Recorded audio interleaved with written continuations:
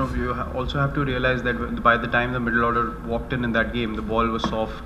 The pitch was not as quick. The harder ball comes onto the bat, so you have more boundary opportunities. Everyone wants to score boundaries and score as many as possible. But I think that's probably come with experience of playing so many games, understanding that if not with boundaries, you can run your way to 100 as well. There's no harm in that.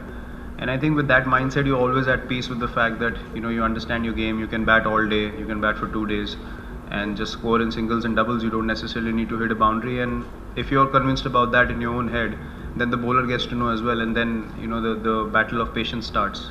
So I think you have to be convinced first that you can play all day with singles and doubles and still get 100. Not necessarily wanting to hit the big shots.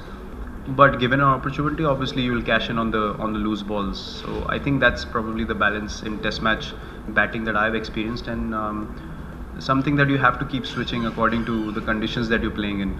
But I think defense and understanding your off stump and being happy with that setup is the basic and the most important thing in Test match batting.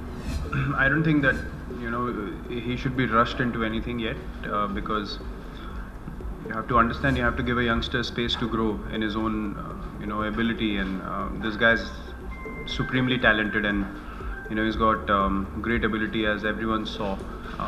So we definitely think that he has what it takes to play at the highest level, and he's shown that in his first game already, and we believe that he can keep repeating that because he's a very keen learner. He's a very sharp guy, and he understands situations really well. So we're all very happy for him, but I don't think we should compare him to anyone yet, or we should put him in a space where he starts feeling pressure of any kind. He should just be left to enjoy his cricket and slowly grow into the cricketer that we all believe he can. Well, obviously they're going to try and come back strong and come hard at us in this game, because it's only a 2-match series, and you don't have much room to do anything apart from making a comeback at this stage.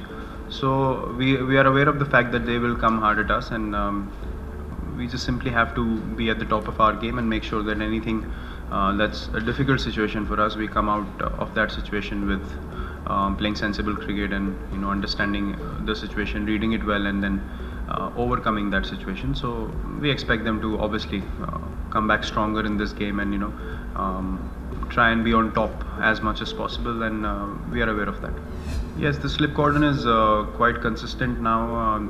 The guys that are doing the job regularly are the ones that are putting the minutes in practice as well.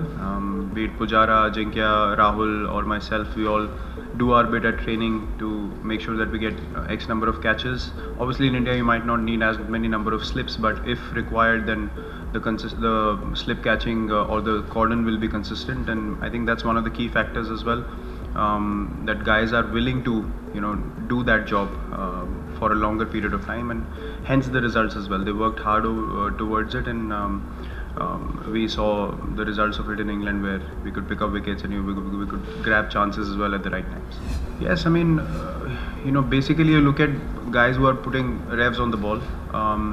That's something that I feel always works in overseas conditions. Guys who can get the ball to bite off the pitch are the ones who succeed, not just in Indian conditions but overseas as well. If you see someone like Moeen and the way he bowls, it's the pace on the ball that puts you in doubt, and a little bit of an area if provided, then that can create doubts in your head because of the pace that they have on the ball. I think Ash did that beautifully in England. He bowled quicker than he used to, and something that he's added to his game. Jaddu obviously is the bowler that always has done that. So I think these two guys, we feel, definitely are equipped to do the job for us in any conditions, and they have identified the areas that they needed to work on, and they have worked on those areas. So I feel with our bowling attack, we don't have any kind of issues as such to find the right balance. So we feel as management, we're pretty happy with how the guys are working towards their games.